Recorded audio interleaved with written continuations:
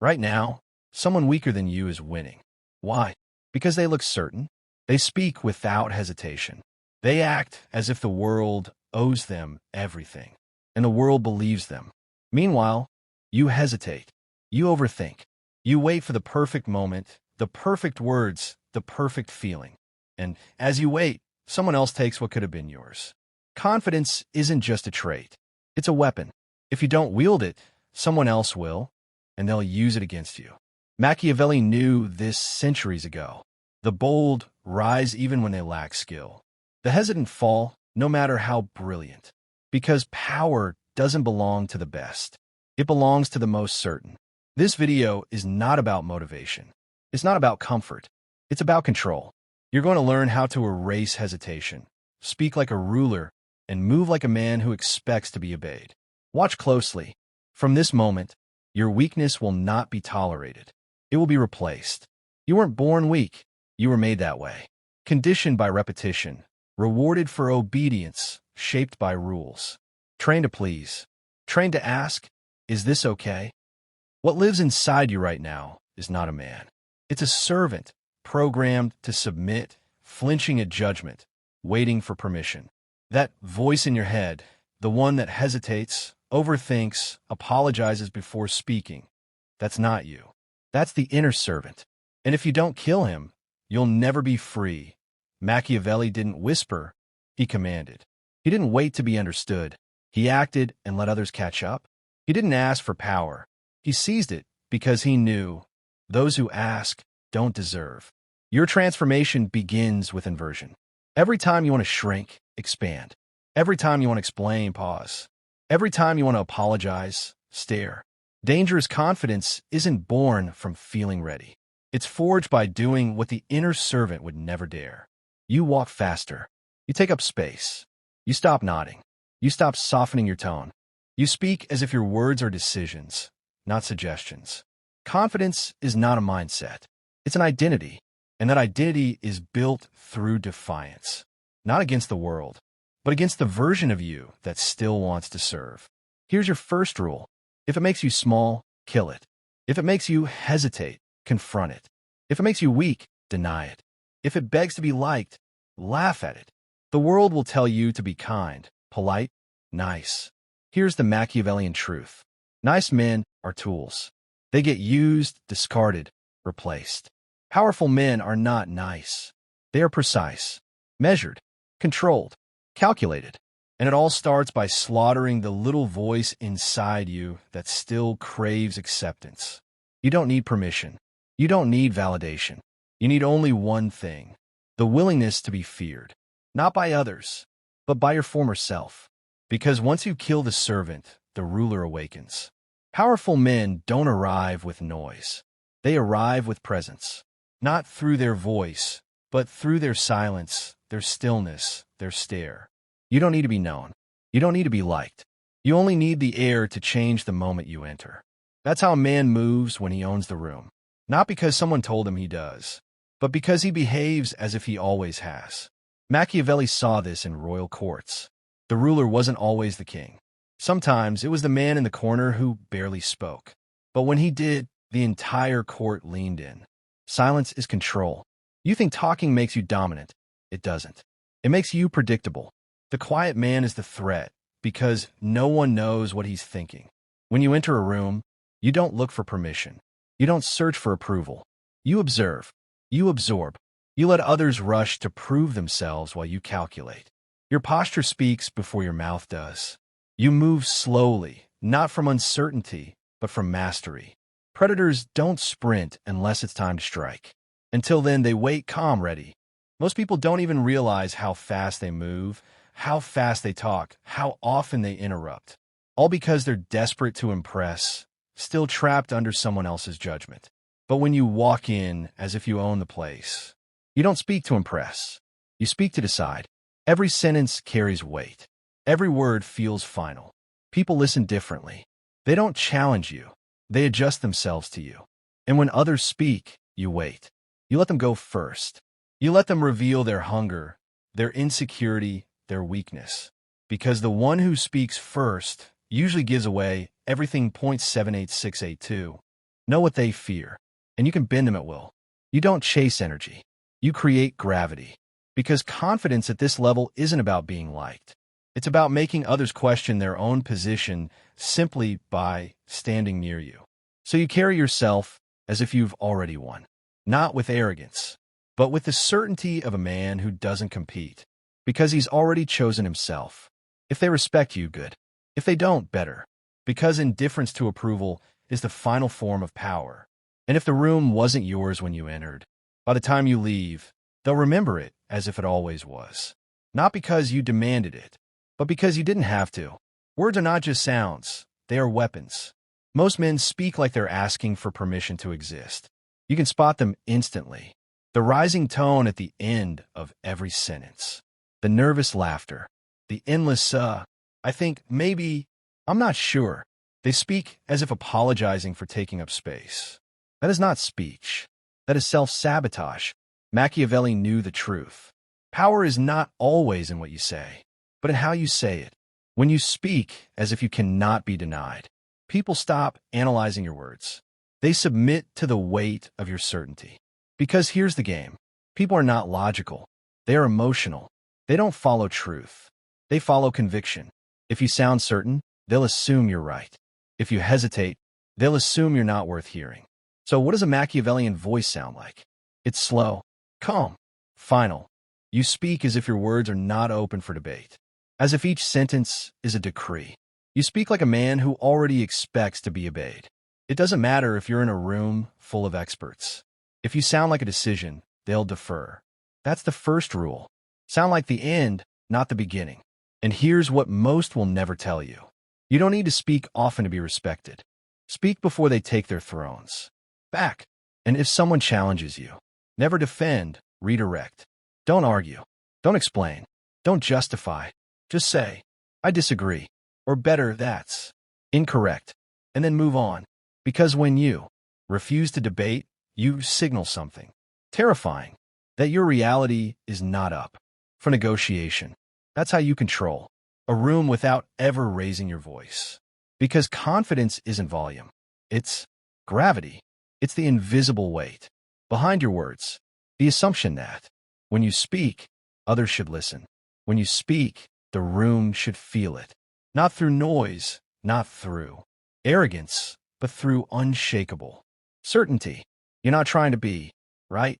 You're speaking like someone who can't be wrong. You're not trying to be heard. You're speaking like someone who doesn't care if you agree because you will eventually. That's power.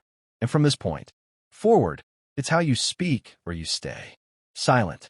Confidence without control is decoration. You can walk tall, speak well, move with authority.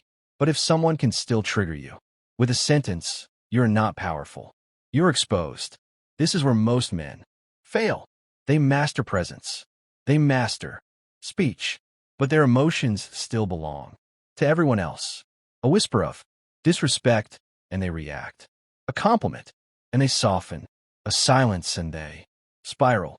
You are not free until you master the invisible war, the one inside your own mind. And that begins by rewiring your identity.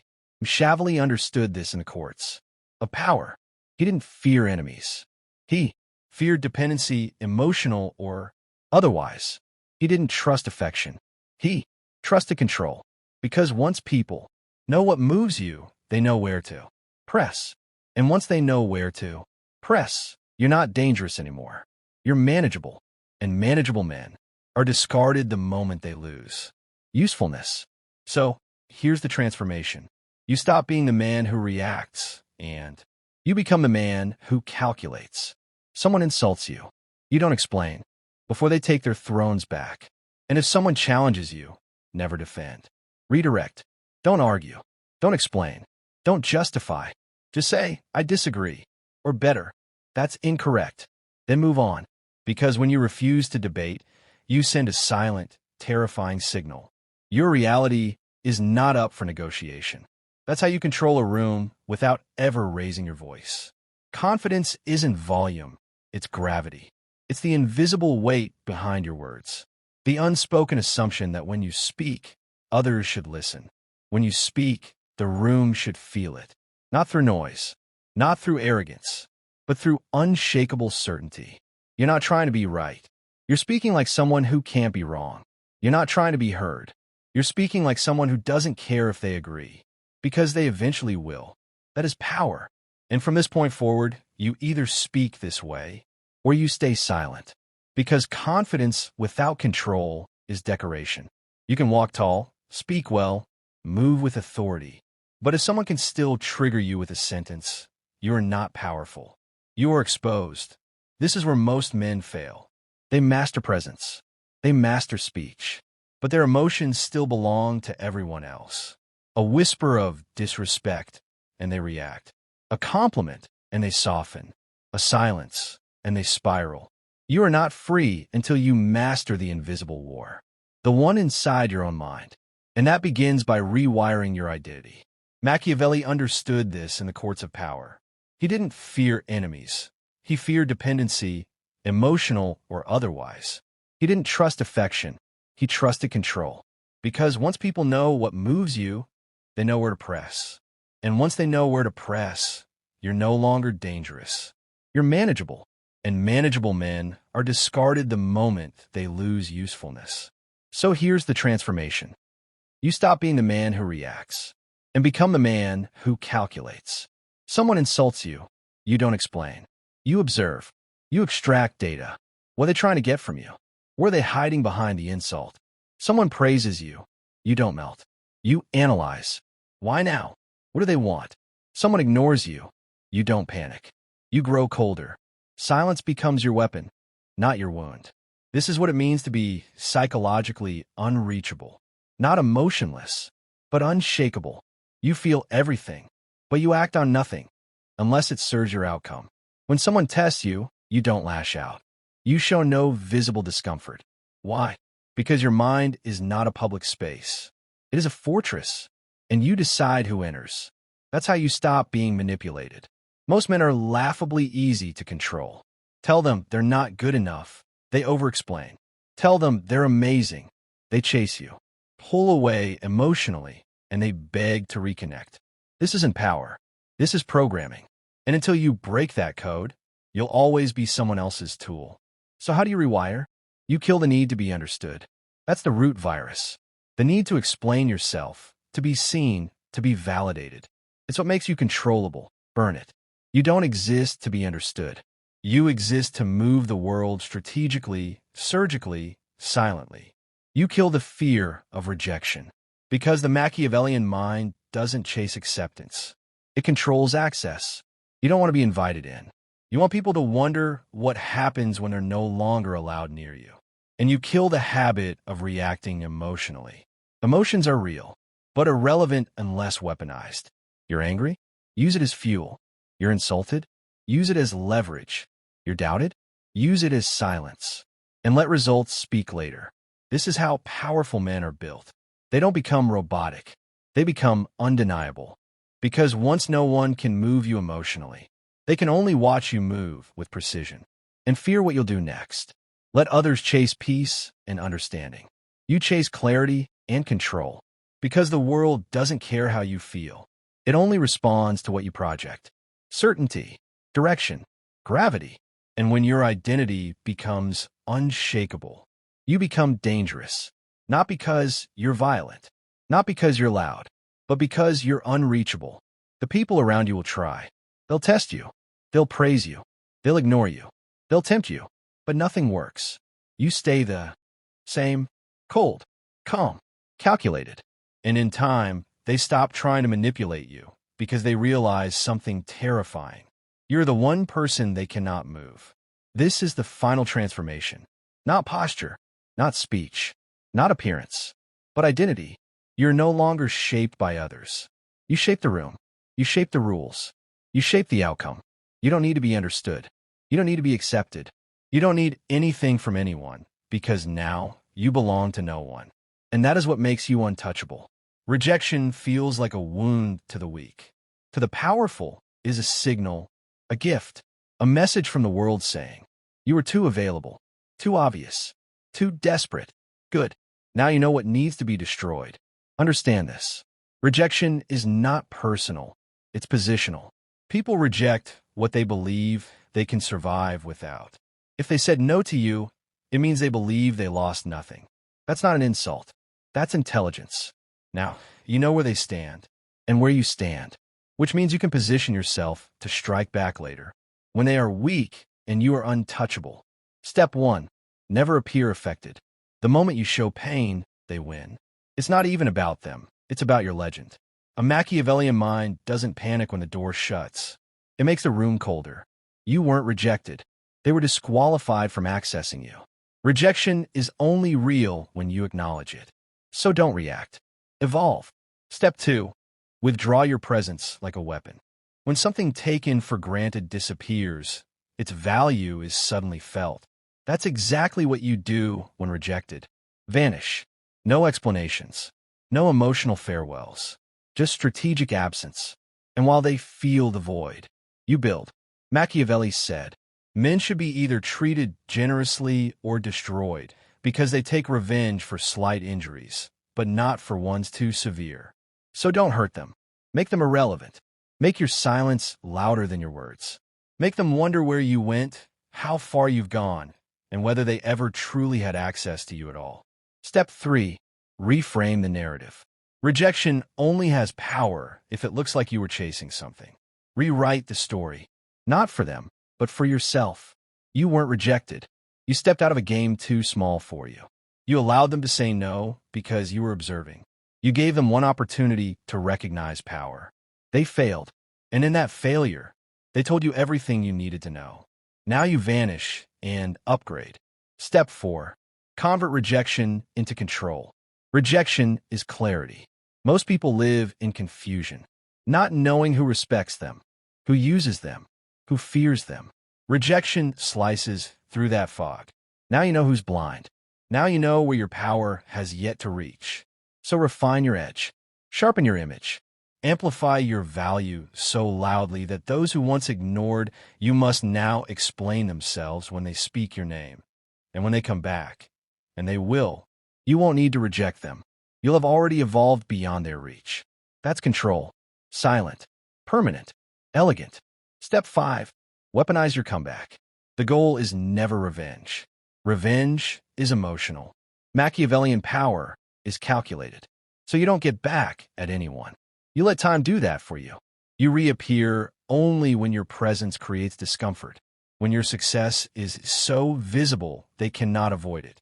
When the one who rejected you is now forced to watch you dominate the space. You don't walk into a room to be accepted anymore. You own it through presence, posture, precision. You don't speak to be heard. You speak like disagreement has a cost. And the greatest shift? Your identity is no longer predictable. You become unreachable, untouchable. No one can provoke you. No one can tempt you because you belong to no one. And that makes you unforgettable. That's how legends are made. Not through noise, not through fame, but through powerful silence, cold clarity, ruthless consistency. You don't need to announce your transformation. They'll feel it in your stride, in your tone, in your absence. You're now the one they watch quietly. The one who once chased, now chased. The one who once asked, now deciding. The one who no longer seeks approval because he became the standard. This isn't about confidence. This is dominance. Mental, emotional, psychological. You're not here to fit in.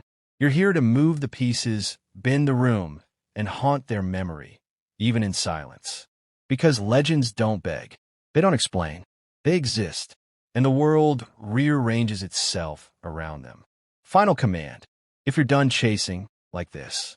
If you're ready to become the kind of man they can't control, can't predict, and can never forget, subscribe. This isn't self-help. This is war, and you just became the weapon.